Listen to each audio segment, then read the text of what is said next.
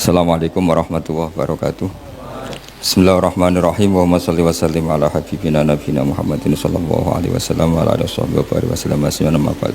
Kajian siang ini halaman 291 tentang fi wujuhi mukhatabatihi. Jadi ikutnya an-naul khati wal khamsun. Jadi bab di sini menerangkan cara Allah memberi khitab atau membuat apa? Khitab. Khitab itu satu perintah dari Allah kepada kita. Itu ada sekian cara yang dilakukan Allah. Disebut fi wujuhi mukhatabatihi ta'ala. Jadi misalnya gini, yang menerima wahyu itu kan mau tidak mau Nabi Muhammad SAW. Tapi problemnya yang punya kasus itu umatnya. Tapi Allah kan nggak mungkin ngendikan langsung sama umatnya. Mau tidak mau harus lewat Kanjeng Nabi. Misalnya perceraian itu terjadi pada Nabi apa pada umatnya? Pada umatnya. Tapi yang menerima wahyu itu Nabi apa umatnya? Nabi. Maka nanti aturan khitabnya begini. Pertama ya ayyuhan nabiyyu, wahai Nabi. Tapi terusannya unik. Idza talaqtumun nisa, jika kalian menceraikan istri kamu. Karena mau tidak mau yang dikhitabi itu Nabi karena yang terima wahyu. Tapi yang mengalami kasusnya, kasus itu umat.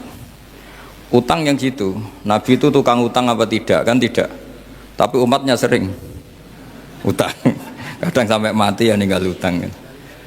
Mau tidak mau harus dijelaskan. Yaitu idza tadayatum bidainin ila ajalin musamman faktubu. Sehingga dalam teori ulumul Quran disebut khitabun lin nabiyyi khitabun li ummati. Menghitabi Nabi dalam hal-hal yang sifatnya kasuistik itu sebetulnya hakikatnya khitab kepada umatnya. Tapi mau tidak mau komunikasinya Allah tentu kepada nabinya. Tapi yang punya kasus itu umatnya, kayak kasus tolak, kasus utang piutang. Sehingga ini perlu diketahui supaya orang itu nggak ngira bahwa itu tentang Nabi. Misalnya idza talaqtumun nisaa fatallikuhunna li'iddatihinna wa ahsul iddah. Itu bukan Nabi mengalami tolak tapi siapa? Umatnya. Begitu juga utang piutang dan seterusnya. Sehingga ada aturan di khitab itu ada 3. Khitabun lin nabi wal murad ya an nabi. Allah ngendikan kepada nabi, yang dimaksud ya memang nabi. 2, Allah ngendikan kepada nabi tapi yang dimaksud umatnya. 3, Allah ngendikan kepada nabi yang dimaksud juga nabi plus umatnya. Berarti ada 3 bagian. Dan semuanya itu oleh ulama harus dipelajari. Karena kalau nggak dipelajari, nanti itu ada beberapa hal yang paradok. Paradok itu tadodi. Misalnya begini, saya beri contoh ya tadi. Nabi itu berkali-kali ngendikan abghadul halal ilallah at-tolak. Sesuatu halal yang paling dibenci Allah itu tolak, cerai. Oke. Tapi ada masalah pada umatnya. Yaitu umatnya itu nikah itu bisa iya bisa tidak, karena ya perilakunya umat itu kan nggak jelas. Kalau dalam guyonan kiai ya kadang umat Islam, kadang Islam yang kumat. Jadi potensinya ya 2 itu, kadang umat Islam, kadang Islam yang kumat. Jadi ya potensinya itu. Sehingga dalam tradisi ulama kalau akad nikah itu fair secara ilmu. Ya saya ulang lagi, nikah dalam tradisi ulama itu unik. Sebetulnya itu nggak simpatik, tapi harus kita dengar. Sangat-sangat nggak simpatik. Kalau kamu dinikahkan kiai itu biasanya gimana? Uzawi juga alama amarokawahu bihi min imsakim bima'ruf au tasrihim. Itu kalau diterjemah itu maknanya itu kacau. Kamu saya kawinkan dengan satu perjanjian. Kalau sebaiknya terus ya terus, kalau sebaiknya cerai ya cerai. Itu barokahnya orang nggak tahu bahasa Arab itu ya amin amin. Padahal tuh kalimat itu sebenarnya agak kacau karena pertama nikah sudah uzawi juga alama amarokawahu bihi, saya kawinkan kamu sesuai panduan yang diperintahkan Allah. Panduannya orang nikah itu hanya 2 tadi, min imsakim bima'ruf, kalau baik ya terus, au tasrihim bi ihsan, kalau tidak baik ya cerai. Hadirin bilang amin amin, terus ya sudah, terus qabil tu nikah wa taswijah itu. Tapi itu ilmu. Islam itu agama yang pro ilmu. Jadi cocok tidak cocok, kalau itu satu potensi dibicarakan.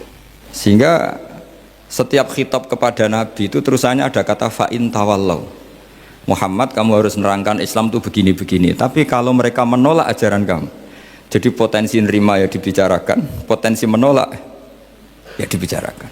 Nah, makanya ini saya beri supaya barokah ya, dapat barokahnya ulama dulu saya baca ya.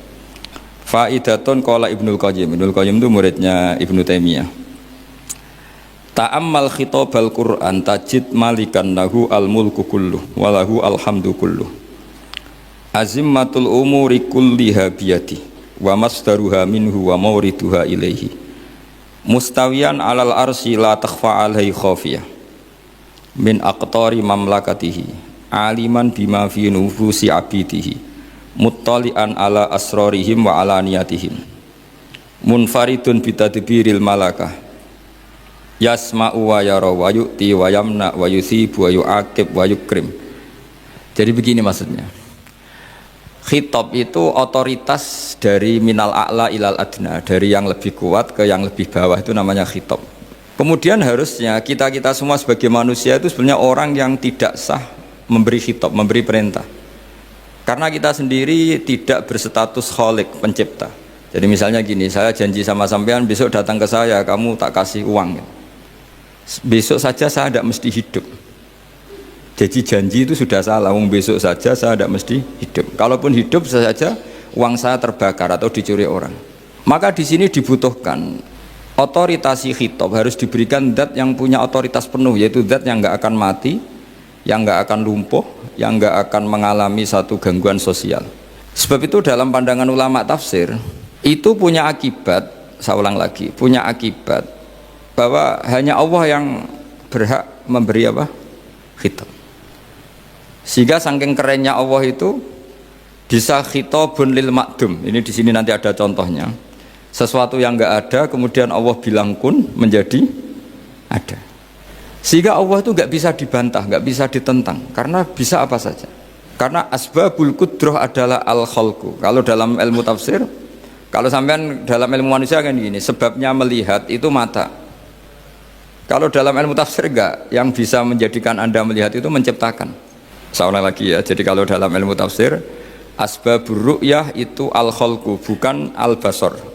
Kalau kamu melihat karena mata, berarti setelah jauh tidak bisa melihat, atau setelah tertutupi tidak bisa melihat.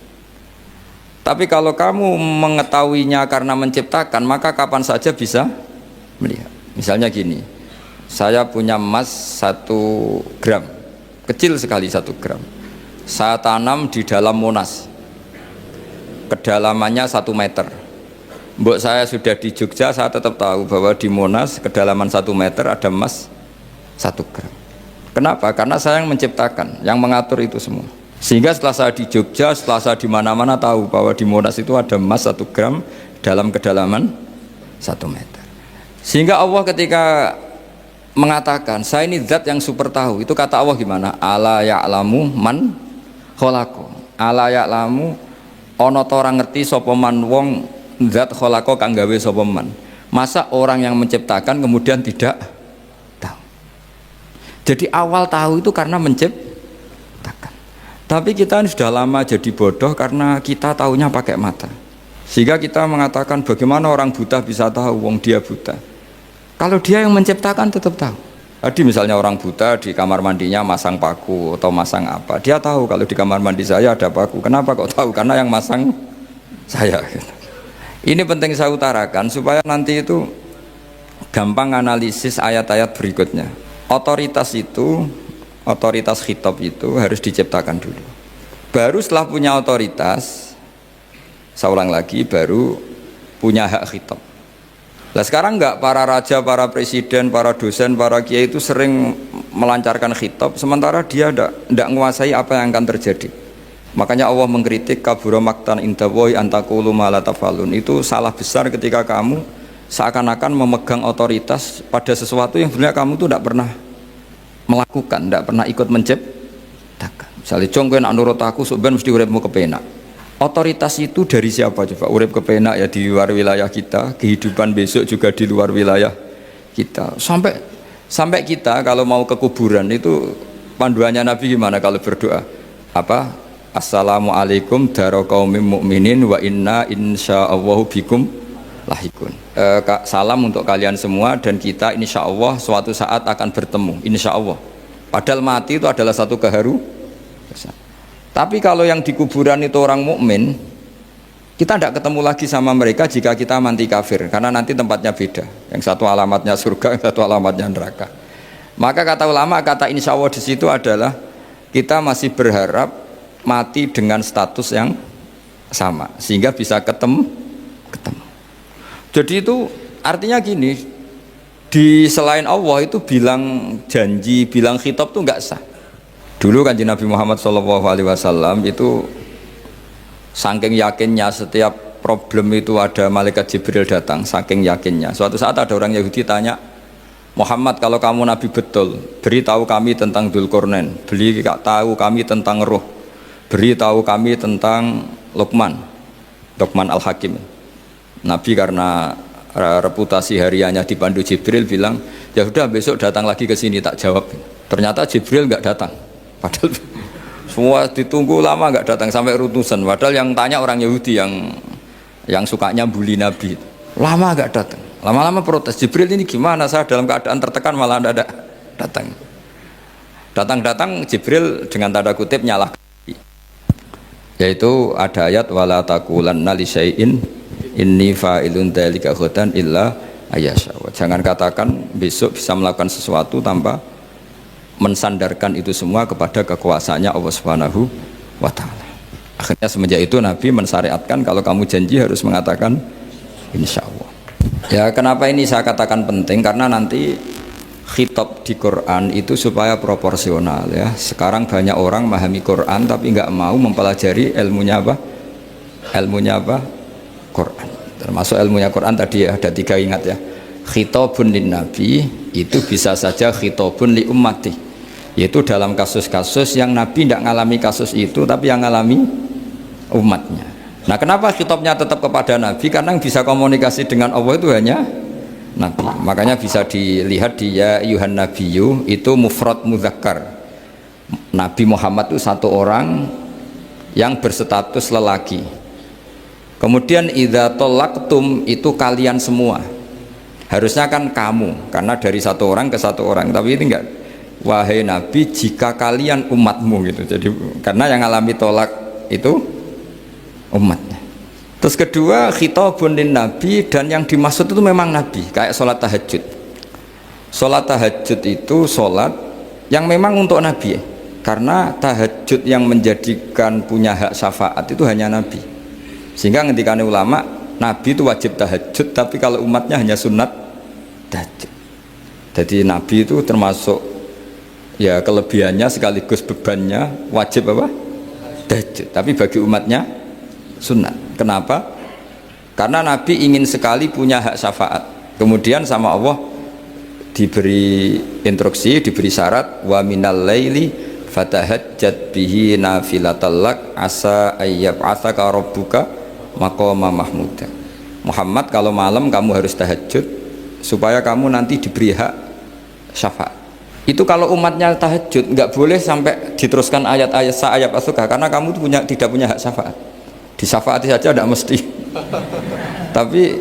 tapi Nabi harus tahajud supaya punya hak apa? Dan perlu dicatat syafaat itu hadisnya sahih semua, di Bukhari ada, di Muslim ada. Cuma orang berlebihan cara menolak syafaat atau mengimani syafaat. Ada yang berlebihan ngimani sampai tidak pernah ngamal baik, mentang-mentang nanti dapat syafaatnya Kanjeng Nabi. Ada yang nggak percaya syafaat, itu ya kebablasan juga, padahal itu ada di hadis sahih semua cerita syafaat. Itu khitabun Nabi, dan yang dimaksud memang Nabi, sehingga umatnya tidak wajib tahajud tapi Nabi wajib tahajud.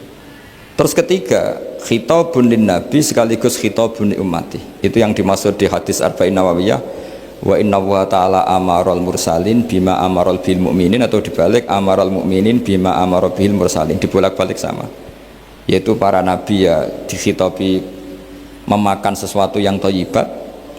Para orang mukmin juga kena khitab memakan sesuatu yang apa? Thayyibat. Ini sama. Jadi ya ini ada 3 berarti ya, khitabun lin nabi, tapi yang dimaksud umatnya. Khitabun lin nabi yang dimaksud adalah nabi saja. Terus ketiga, khitabun lin nabi yang dimaksud plus umatnya. Nah, kajian seperti ini penting. Karena kesalahan Khawarij. Khawarij itu satu kelompok ekstrim yang tidak mengikuti Sayyidina Ali, juga gak ngikuti Sayyidina Muawiyah. Tidak ngikuti Ali, juga gak ngikuti Muawiyah. Disebut Khawarij. Khawarij itu jamaknya Kharijah. Dia keluar dari pikiran ala Sayyidina Ali, juga keluar pikiran dari Muawiyah. Di sini disebut dia khurut. Khurut dari kata Khawarij. Serba keluar, dia tidak ngikuti sana, tidak ngikuti sini. Akhirnya disebut Khawarij. Nah, Khawarij itu orang yang berpikir sesuai kritik yang dilakukan Quran. Tapi mereka lupa bahwa yang punya otoritas kritik itu Allah. Karena yang kalau boleh sama-sama terganggu, kerajaannya itu hanya Allah. Gini saya beri contoh ya. Yang punya hak ketika sepeda motor saya kamu pakai, yang punya hak menentukan itu gasap apa pinjam itu saya apa orang lain? Saya. Ketika yang pakai gak pamit itu teman akrab saya atau anak saya atau orang yang saya ridhoi, itu namanya gasap apa pinjem tidak pamit? Ya udah, ini harus jelas. Tadi pagi saya ngaji direktorat, saya bilang di fikih itu ada istilah ulima ridhohu, sesuatu tidak pamit formal tapi sudah diketahui ridhonya. Makanya di fikih ada bab namanya mu'atoh, tadi pagi saya terangkan ya. Di perdebatan fikih itu ada bab namanya apa? Mu'atoh. Mu'atoh dari kata ato yu'ati, mu'atotan, saling transaksi yang non verbal tapi maklum. Ya seperti kalau kamu marung itu contohnya, kalau kamu marung di kantin terus makan gedang goreng, itu nyuri apa beli? Coba jawab saja. Kalau dikatakan beli kamu belum bayar, kalau dikatakan nyuri terang-terangan. Coba kalau mbak-mbak milih mana, itu nyuri apa beli?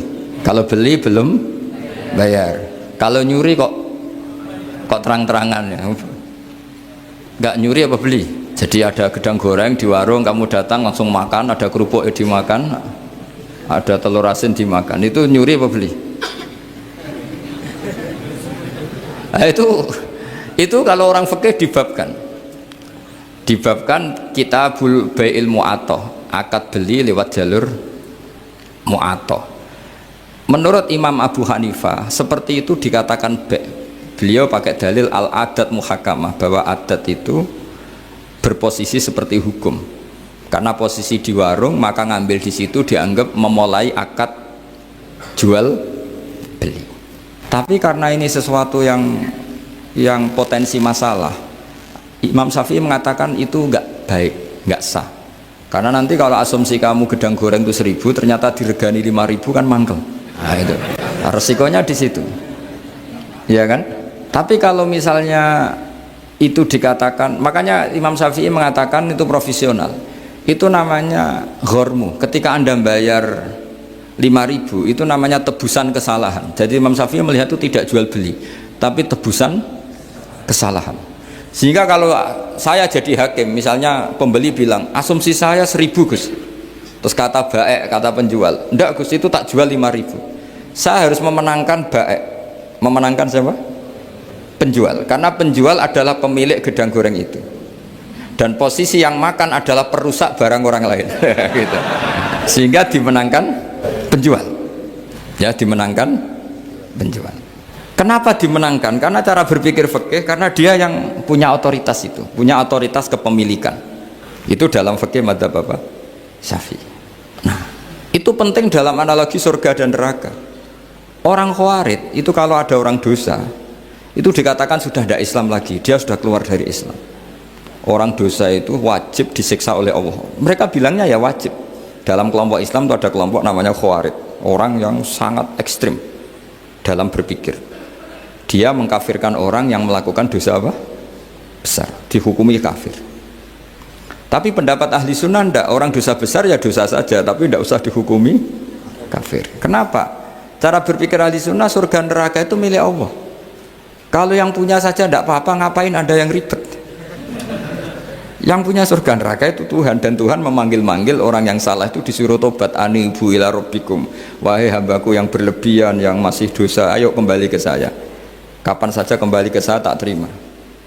Sehingga dalam madzhab ahli sunnah, otoritas khitab, otoritas kepemilikan yang berhak ya yang punya, orang lain itu nomor 2. Sehingga tadi kalau Anda bawa kayak motor saya, dan Anda teman akrab saya, tidak pamit saya, kalau saya bilang itu nggak apa-apa ya nggak apa-apa, kalau saya bilang apa-apa ya apa-apa, nggak penting orang lain. Sehingga ini wilayah yang agak sensitif, tapi ini ilmu, mau tidak mau kita harus dengar. Sehingga di fikih ada bab ulima ridhohu. Misalnya ada orang makan gedang goreng di warung terus ditangkap Pak polisi, wah ini pencurian, mesti bakulnya nggak terima, enggak pencurian, memang tak jual. Nah, yang kasus begini, ini yang kasus, ini mungkin kasusnya anak-anak yang masih kos atau masih mahasiswa. Warung kantin dijaga ibu-ibu, ada anak makan lahap, dikira belinya cash, setelah dimakan ternyata akadnya utang. Nah, itu pertanyaannya itu halal apa enggak? Karena asumsi baiknya monggo-monggo, karena apa, sudah mengkhayal nanti ada sekian uang cash didapatkan, ternyata nyatet atau hutang. Nah kalau ngomong di depan, Bu saya mau makan di sini hutang, kira-kira enggak boleh.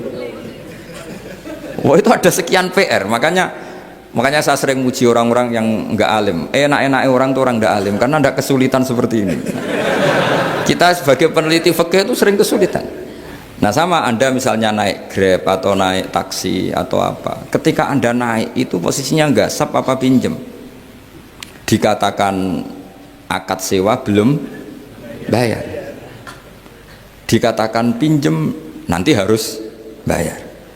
Jadi ada sekian masail fikih yang jadi perdebatan. Nah, apapun itu nanti kata finalnya itu dia yang punya, yaitu supir taksinya atau baeknya, penjaga warung tadi.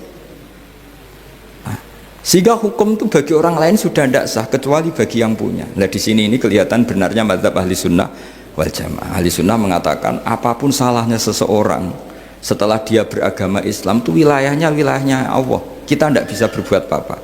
Makanya ada ayat laisa laka minal amri syai'un aw yatuba alaihim aw yu'adzibahum. Muhammad meskipun kamu kekasih saya, kamu tidak punya otoritas menentukan si A dimaafkan, si A disiksa.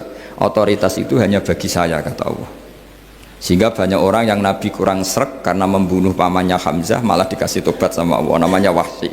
Wahsy itu orang yang Nabi gak suka karena pernah membunuh Sayyid Hamzah di perang Uhud, tapi sama Allah marah dikasih tobat. Sa'labah yang sering ibadah di masjid, sering iktikaf, saking seringnya ibadah itu sampai digelari hamamatul masjid, merpatinya masjid.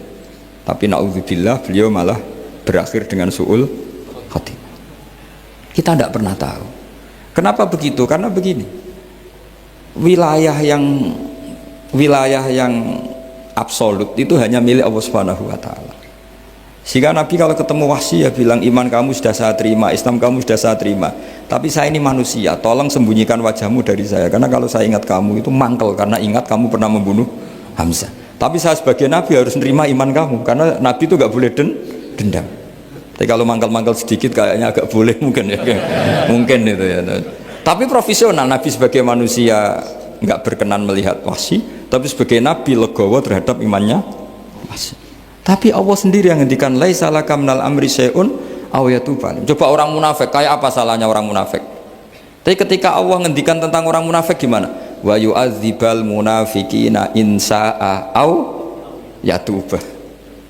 Allah bisa saja menyiksa orang munafik insya'a kalau berkehendak ya tuba, atau Allah mengasih tobat. Nah karena pendapat ahli sunnah itu lebih valid sesuai ayat-ayat Quran, maka yang diikuti mayoritas di dunia adalah mazhab ahli sunnah wal jamaah. Dan itu dimulai cara berpikir yang sederhana, yang berhak menentukan khitab ya yang punya, titik itu saja. Yang berhak menentukan khitab ya yang, lah tentu yang punya alam raya ini hanya Allah Subhanahu wa Ta'ala. Makanya Allah mensifati dirinya Malik Yaumiddin. Kita tidak bisa. Makanya bahaya ya, pikiran-pikiran kayak Khawarij itu bahaya. Sampai nggak usah tanya saya. Lalu Khawarij kalau di era modern siapa Gus? Anda provokator kalau tanya gitu. Ya itu tidak boleh provokator. Pokoknya pikiran itu salah karena membatasi otoritas Allah Subhanahu wa Ta'ala. Allah itu paling tersinggung kalau sifatnya dipakai, dicatut. Di Sahih Muslim itu ada riwayat, di hadis Muslim termasuk hadis Sahih itu Bukhari dan Muslim, itu ada seorang soleh sujud, pas sujud dia diinjek orang preman, kira-kira seperti itu kalau sama diinjek. Terus si yang sujud tadi bilang gini, wawahi, ada kata wawahi la yaghfiru wahu laka, demi Allah, Allah tidak akan maafkan kamu. Saat itu juga Allah ngasih wahyu kepada Nabi di zaman itu, bilang ke yang sujud, pahala sujud tak cabut, dia tidak punya pahala, dan yang menginjek dosanya tak ampuni. Terus nabinya tanya, kenapa ya Allah? Saya tersinggung kata Allah, hanya disetatuskan nggak bisa memaafkan. Padahal wa anal ghafir wa anal akhid bidzunub. Saya adalah zat yang bisa maafkan, bisa nyiksa. Kenapa status saya tinggal satu? Allah kan bisa kan, walillahi mulkus samawati wal ardh yaghfiru liman yasha wa yu'adzibu man yasha. Tapi yang sujud tadi menstatuskan Allah hanya satu, yaitu yu'adzib, menyik. Itu kata Allah, kok enak, saya ini Tuhan, bisa menyiksa, bisa mengampuni, kenapa status saya jadi satu? Kamu kan mesti gak terima. Status kamu dihilangkan satu, terima gak kamu? Gak terima. Sebagai suami kamu tetap punya dua status, bisa meneruskan nikah, bisa menceraikan. Coba status kamu tak ambil satu, gak boleh menceraikan. Istri kamu gendut, walek, cerewet. Wah, posengnya bukan main itu. Sama mbak-mbak juga sama. Sebagai istri harus nurut sama suami gini-gini, tapi juga punya hak rafa, hak mengajukan gugatan cerai jika suaminya tidak jelas. Mau nggak dicabut status hak rafa? Nggak mau. Kalau punya suami suelek, jelek, senangnya goda perempuan lain, itu kan. Nah, Allah itu punya status bisa memaafkan, juga punya status bisa menyiksa. Terus orang-orang yang sok soleh dengan tanda kutip itu kadang-kadang inginnya Allah tuh nyiksa terus sama musuhnya. Kalau sama dia memaafkan terus corong Jawa kan aku mbahmu tapi kan gitu kira-kira itu. Oh, enak gitu. Nah, jadi ya sudah seperti itu. Lagi-lagi kata kuncinya apa? Beri otoritas itu hanya kepada Allah Subhanahu wa taala karena dia adalah pemilik otoritas sejati.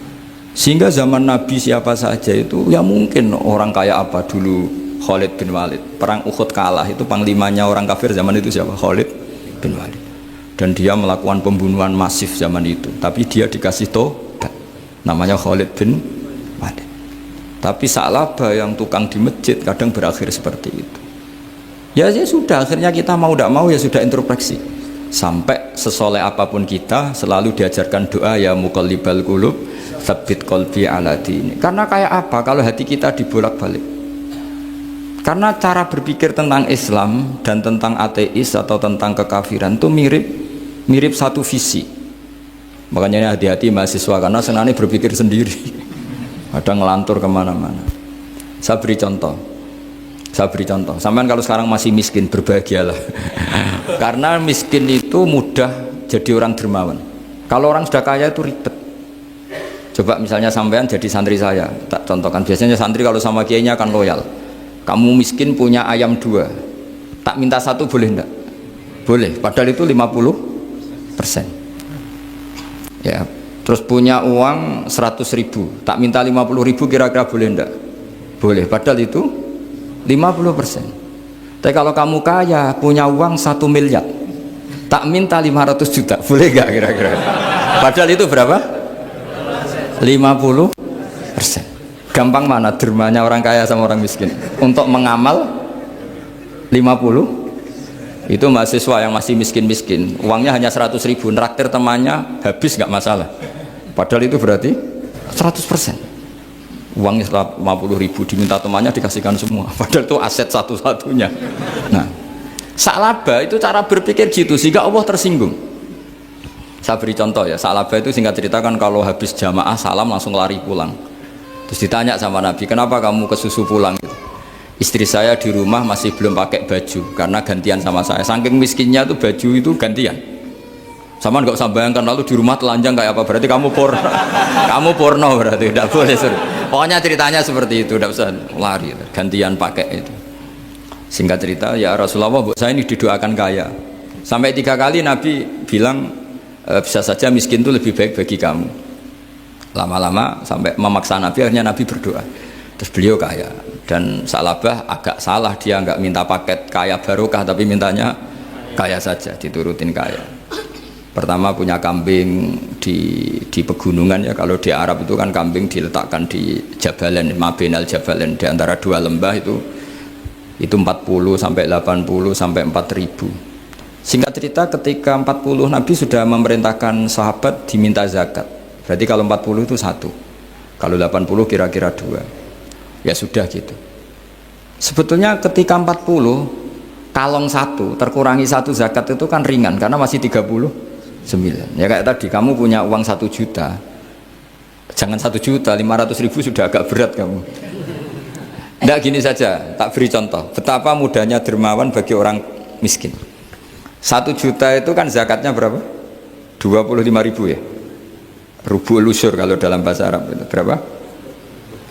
Kalau bahasa kampus kan berapa? 2%, 2,5 ya, 2,5. Itu bahasa keliru sebetulnya. Sama ikut saya saja. Saya itu berkali-kali saya pernah nggarap matematika, cepet-cepetan mbek pakar matematika itu mesti cepet saya. Karena saya ini agak bedui. Orang bedui itu cara berpikir itu lebih gampang. Jadi kalau orang Arab, tak ajarin matematika Arab ya. Itu nggak ada porogapit. Jadi begini cara berpikir orang Arab itu berpikir bertahap. Ya kalau 2,5 itu kalau orang Arab bilang rubul usyur apa? Rubul usyur, 1/4 dari 1/10. Jadi kalau orang Arab berpikir bertahap. Jadi misalnya 1 juta, 1/10-nya berapa? 100.000. Terus 1/4-nya berapa? 25.000. Jadi disebut rubul usyur, 1/4 dari 1/10. Jadi 1 miliar, cari 1/10-nya dulu 100 juta. Terus 1/4-nya, sehingga nggak usah porogapit ruwet. Jadi orang Arab kalau bilang 1/10 sama 1/20 itu tidak bisa. Karena nanti tidak porogapit. Orang Arab bilang al usyur atau nisful usyur. Misalnya zakatnya apa itu zuruk, berarti 100, 1/10-nya berapa? 10. Terus orang Arab kalau misalnya pertanian kamu biayai zakatnya 1/20, orang Arab bilang bukan 1/20, nisful usyur. Berarti berapa? 100 usurnya 10, separuhnya 1/10, berarti 5. Lah 5 ini bahasa kamu apa? 1/20. Ya, bahasa orang kampus 5 kan 1/20, kalau 10 1/10. Kalau orang Arab bilang apa? Usyur atau nisful, kan gampang gitu. Ya saya ulang lagi ya, berarti kalau 1/10-nya 1 juta, usurnya berapa? 100, nisful usur 50. Ya, gampang mana matematika Arab sama matematika ini sama? Daripada sama dia porogaf itu pusing saya lihat itu. Ya sudah gitu aja, pokoknya diusurkan semua. Orang Arab kalau bilang tuh diusurkan semua, berarti 1 juta. Misalnya zakat mal kan 2,5, berarti 1 juta. Usur dulu, berarti 100.000. Lah zakatnya itu rubul usur, 1/4 dari 1/10. Ya di 1/10 dulu, berarti 100. Habis itu rubul usur, 1/4 dari 1/10, berarti. Jadi gampang saja, 1 juta, tulis saja langsung 100.000 usur, terus 1/4-nya 25. Gampang mana? Gampang lagi pakai kalkulator. Nah sekarang begini, kira-kira kalau kamu punya uang 1 juta diminta zakat 25.000, enteng nggak? Enteng. Biasa kan kita punya uang 1 juta naktir teman sampai habis 100.000, 200, enteng. Tapi kalau sudah 10 juta, 10 juta berarti rubul usurnya berapa? 250. Kalau 1 miliar 25 juta. Wah itu sudah pikiran kamu kan bikin toko baru, bikin konter baru. Nah kalau 100 miliar berapa? 200. Nah sak labah ini ketika dimintai zakat ketika 40 enggak, masih kambing 40 enggak mau, 80 enggak mau, sampai hampir 4.000. Kalau 4.000 misalnya digawe rata-rata 51 aja, digawe bulat ya, berapa sebenarnya? Per 1.000 kan 20, ya kan? Per 1.000 kambing kalau dipakai 50 saja, per 1.000 kambing berapa? 20 kan? 20. Kalau 4.000 80. Kira-kira itu misalnya dipakai 50, apalagi itu 40 lebih banyak lagi. Akhirnya ngomentari sahabat yang disuruh Nabi ngambil zakat, wah ini tidak zakat, pemerasan, karena jumlahnya sudah signifikan. Maka kalau kamu ingin dermawan sekarang itu bisa dermawan 50%. Itu punya 2 ayam kurus lagi. Diminta masjid untuk syukuran, bawa aja. Punya kambing kurus 2, kata kamu hanya itu, ada panitia masjid minta sumbangan, kasih aja 1, sudah ngamal 50%. Tapi kalau punya sapi limusin 2 yang per 1 harganya 70 juta, kalau diminta 1 kan nilainya tetap 50%. Gampang mana orang miskin sama orang kaya ngamal? Orang miskin. Terus kedua, hebatnya orang miskin itu kalau ngamal itu dramatis. Betul itu. Jadi makanya kenapa Nabi suka orang miskin. Loh, saya pernah ditanya, saya ini punya teman yang kaya raya. Dia biasa ngamal 1 miliar, 2 miliar. Dia nggak terima sama fatwa saya, Gus kenapa Anda masih muji orang miskin? Ngamalnya tuh banyak saya sekali ngamal bisa 1 miliar, setengah miliar. Tapi kata saya, ngamal kamu itu tidak dramatis, nggak seru kata saya. Terus dia tanya, kok bisa Gus? Dia orang kaya, paling ngamal 1 miliar untuk bangun masjid, 1 miliar, setengah miliar bangun pondok, setengah miliar. Tapi kalau orang miskin, misalnya tukang becak, orang miskin kan pasti kawannya orang miskin. Kan nggak mungkin orang miskin utang Abu Rizal Bakri, utang Yusuf Kala, kan nggak mungkin. Kenal saja ndak. Orang miskin kan utangnya sesama orang miskin. Itu pasti itu kan hukum sosial itu. Nah ternyata itu apa? Hari itu anaknya ndak makan, hari itu istrinya mau kelahiran. Utang sesama miskin, diutangi 50.000. Tapi uang ini dramatis. Kalau hari itu nggak makan mati. Artinya apa? Ada orang ngamal 1 miliar untuk bangunan, kadang aksesoris, yang satu ngutangi 50.000 tapi taruhannya nyawa. Nah sekarang menyelamatkan nyawa sama bangunan keren mana? Maka berbahagialah orang miskin karena komunitas mereka ini utang piutang urusan apa? Nyawa. Jadi ini lebih dramatis ya, lebih dramatis, lebih keren. Nah, makanya utang piutang orang miskin itu paling diabadikan Quran karena lebih keren, lebih keren.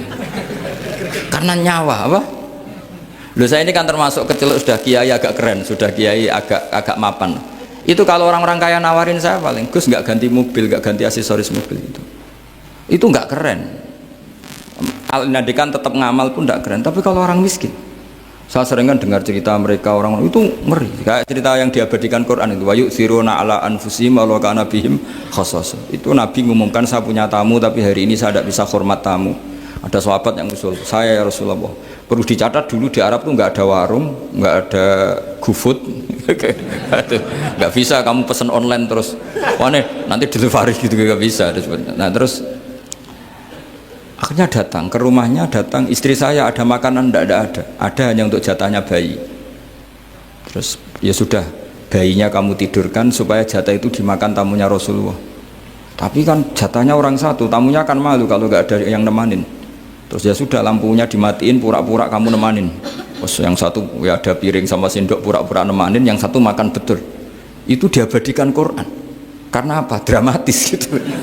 Sehingga pagi-pagi dia datang ke Nabi, kamu punya amal apa? Sehingga tadi malam ada ayat wa yu'thiruna ala anfusihim walau kana bihim khassasah. Mereka mengalahkan kepentingan dirinya sendiri meskipun punya kepentingan sendiri demi tamu tadi. Terus cerita dia, kita tamu tadi malam ya Rasulullah, yang saya sanggup menghormat, sebenarnya saya tidak punya apa-apa, hanya jatah bayi. Itu aja dramatis, bayinya ditidurin dulu. Tapi tidak disuntik ganja, tidak ditidurin. Ditidurin biasa nanti kan, ditidurin biasa. Terus suami saya pura-pura nemani, lampu dimatikan. Nah mungkin tamunya saking laparnya gak penting mikir itu, yang penting makan aja. Jadi maka sebetulnya orang-orang miskin itu tidak usah iri, wah itu orang kaya bisa ngamal masjid 1 miliar, 2 miliar. Tetap ngamalnya ini sesuatu yang tidak mendesak. Tapi sesama orang miskin, kalau temannya minta tolong itu mesti dramatis. Istri mau kelahiran, kematian, kelaparan, pokoknya yang diselamatkan itu seru semua. Artinya gini ya, kalau miskin ya nikmati saja, itu ada peluang untuk menyalip pahalanya orang-orang. Tapi yang kaya ya tetap kaya. Kalau semuanya miskin, nanti yang miskin kerja di mana kalau semuanya miskin? Ya kembali ke tadi, ke ilmu khitab. Kalau ini tidak dipelajari, maka orang khawarid ini megang otoritas. Tidak bisa. Mereka nggak menguasai pintu surga maupun pintu neraka, nggak bisa. Mereka dengan seenaknya, tobatnya orang yang pernah gini nggak diterima, tidak bisa. Wilayah yang nerima tidak itu wilayahnya Allah Subhanahu wa Ta'ala.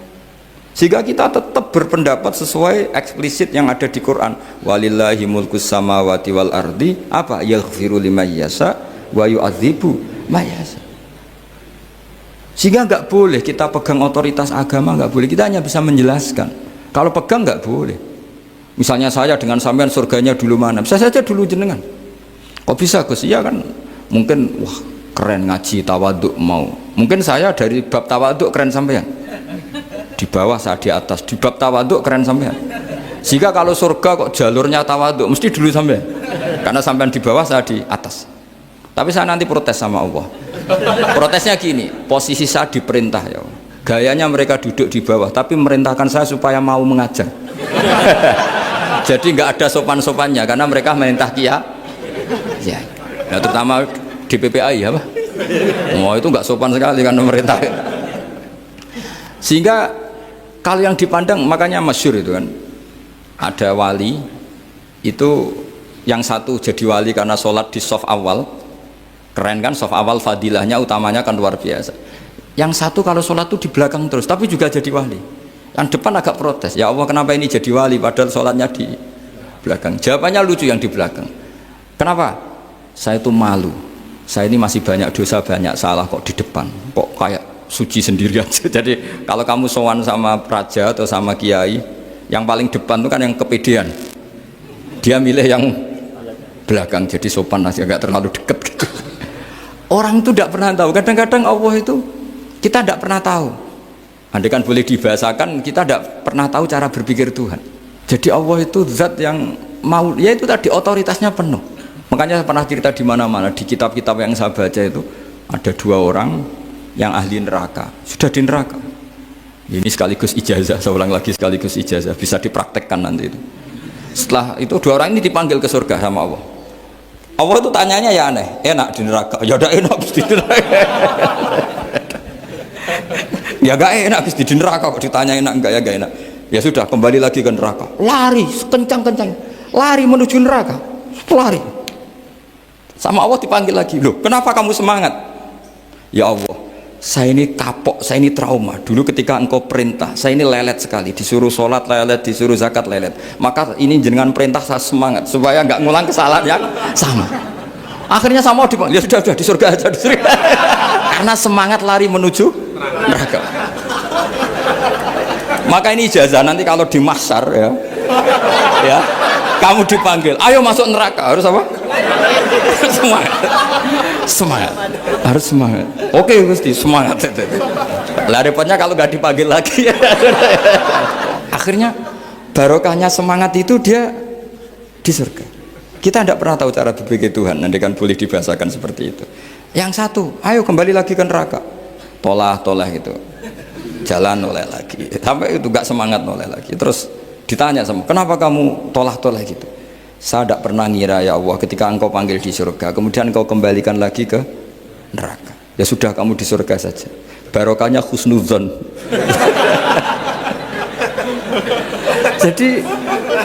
jadi Tuhan itu unik. Makanya dalam tradisi ulama itu ad-dinu ar-riwayah, agama itu riwayat. Sebagian diredaksikan inna hadzal ilma dinun fangzuru amman ta'khuduna dinakum. Agama ini, ilmu ini agama, maka lihat riwayatnya. Karena kita tidak pernah tahu cara berpikir Tuhan. Kita harus mengikuti riwayat yang diutarakan Rasulullah SAW. Karena kita tidak pernah tahu. Kayak tadi ada orang diinjek, kita mesti kan terprovokasi ingin bela yang sujud menyalahkan yang injek. Tapi ketika yang sujud mencatut nama Tuhan, Allah tidak akan memaafkan kamu. Itu Tuhan tersinggung karena sifatnya direduksi satu, diambil satu, disembunyikan satu. Loh adek kan dia begini mungkin malah Allah maklumi, saya tidak akan maafkan kamu. Enggak apa-apa Allah, kan saya kan tidak mencatut namanya Allah. Selama hidup saya tidak akan maafkan kamu. Allah nggak akan tersinggung karena dia sebagai manusia tentu punya dendam, punya rasa mangkel, punya emosi. Tapi kalau ketika bilang Allah tidak akan maafkan kamu, berarti dia mencatut statusnya Allah. Dan Allah disifatkan hanya satu dari sifatnya Allah, yaitu hanya sifat menyiksa. Padahal Allah punya sifat memaafkan. Ini hati-hati bagi orang-orang soleh, orang-orang yang terlalu berpikir keras dalam Islam, nggak boleh seperti itu. Masyhur itu kan, ada satu perkampungan yang sering secara masif terstruktural mau menghabisi Nabi, yaitu namanya kampung Usoyyah, Ro'lan sama Zakwan. 3 kampung ini sering koalisi mau menghabisi Nabi, sampai Nabi sering kunut nazilah, Allahumma an Ro'lan wa Zakwan wa Usoyyat asad Allah wa Rasulah. Sering dipasutkan gitu. Tapi Allah malah menurunkan wahyu, Muhammad kamu tidak boleh intervensi saya seperti itu, bisa saja mereka dapat hidayah. Semenjak itu Nabi meninggalkan kunut nazilah. Terus dan sebagian ulama mengatakan itu awal diturunkannya ayat laisalaka minal amri syai'un au yatuba alaihim au yu'adzibahu. Jadi ini sekaligus lagi-lagi ini bab khitab. Jadi ya seperti kita punya, makanya orang itu tetap donga ya muqallibal qulub tsabbit qalbi ala dinik, karena otoritas itu bagi yang punya. Maka kata malik, kata pemilik itu kunci dalam ilmu tauhid atau ilmu tafsir atau ilmu apa saja. Misalnya gini, saya punya rumah. Saya punya rumah yang ruangan depan itu ruang tamu, tentu dapat perlakuan khusus.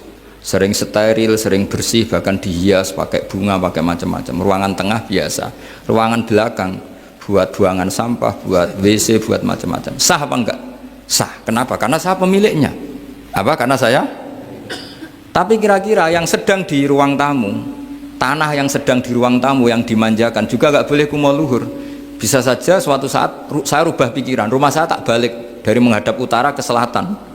Yang dulu WC jadi ruang tamu, yang ruang tamu jadi WC. Langsung perlakuannya rubah 180 apa derajat, pikir 360 derajat.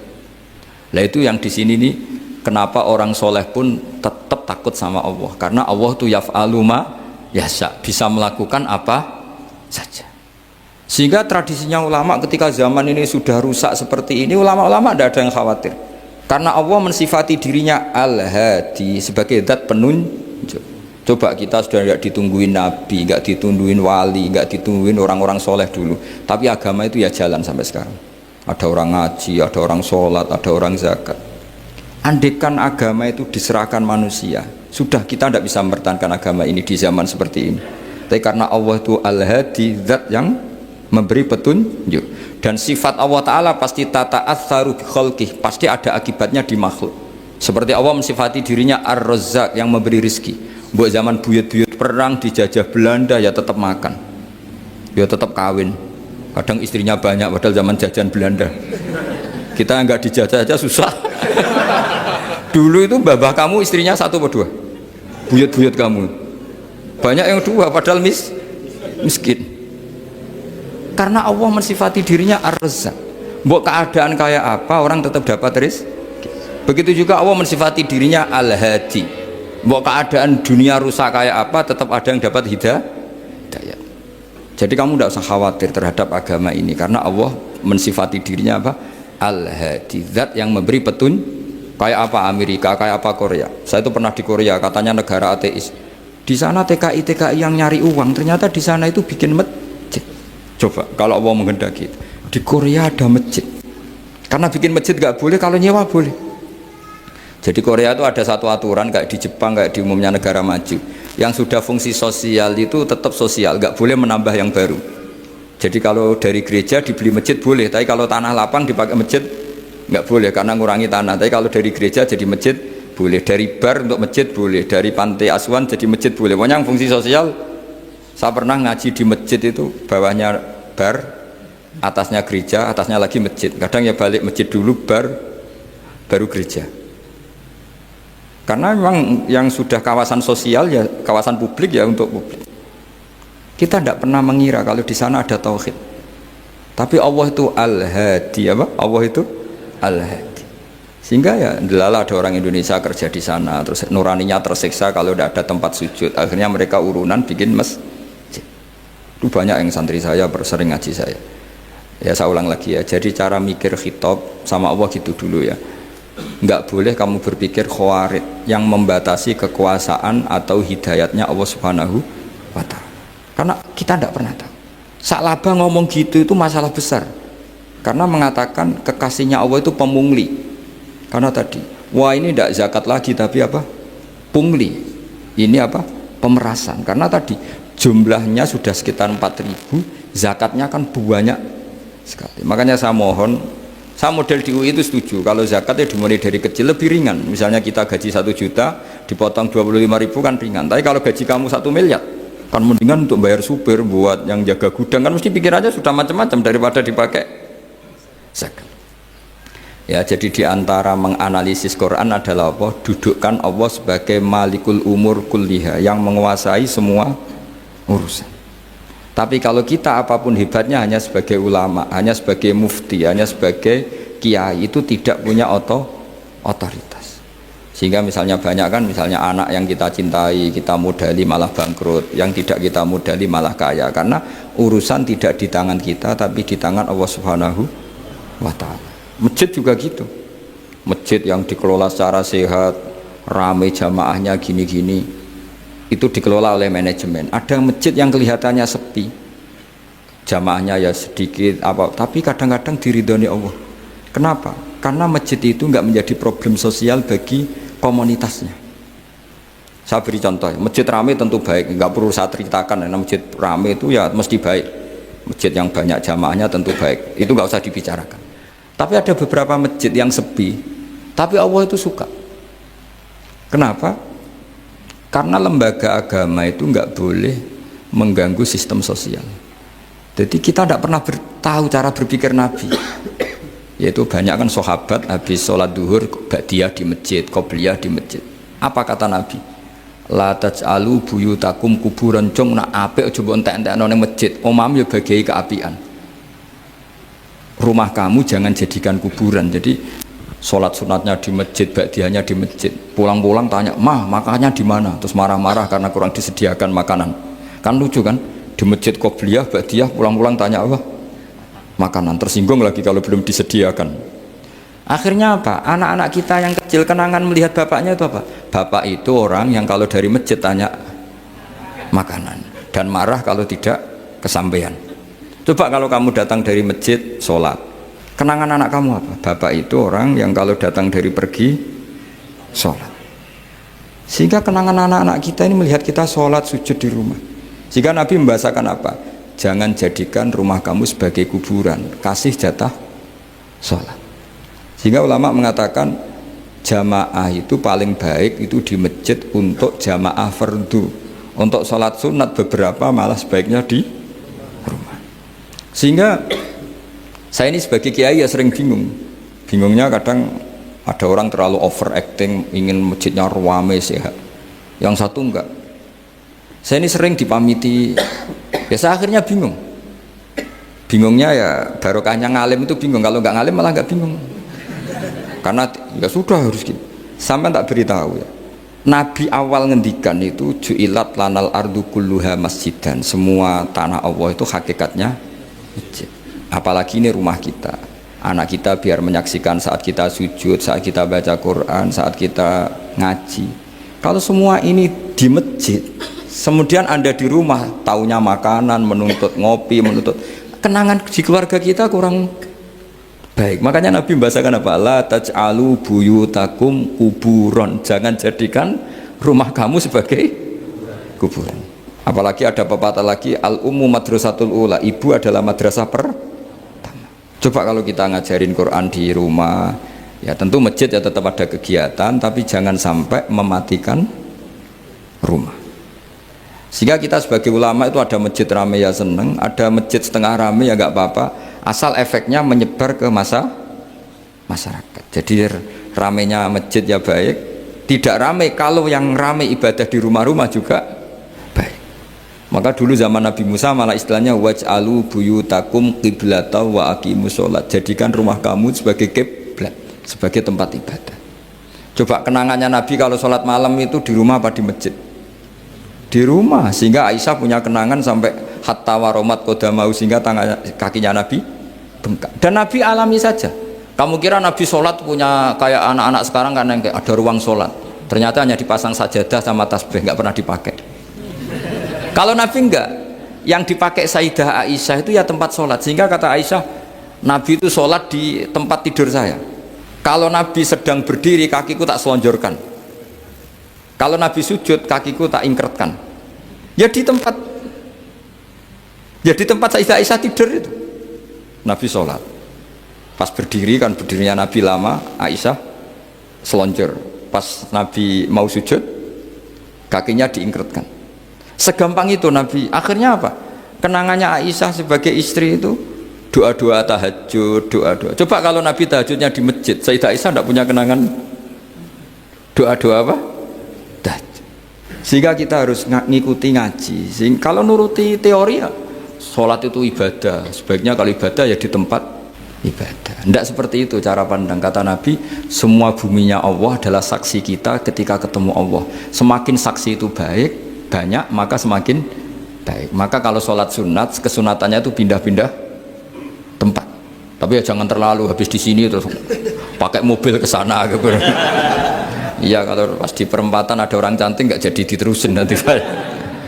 Tapi ini sama saya cerita ya. Jadi di antara mengkaji Quran itu mengkaji cara Allah membuat khitab. Dan yang kunci semua adalah Allah adalah zat sing otoritatif, malikul umurikul dia, pengendali dari semua. Maka kalau nyifati Allah ya tetap yaghfiru liman yasha wa yu'adzibu may yasha. Jangan pernah mengambil otoritasnya Allah Subhanahu wa taala. Sekian, assalamualaikum warahmatullahi wabarakatuh.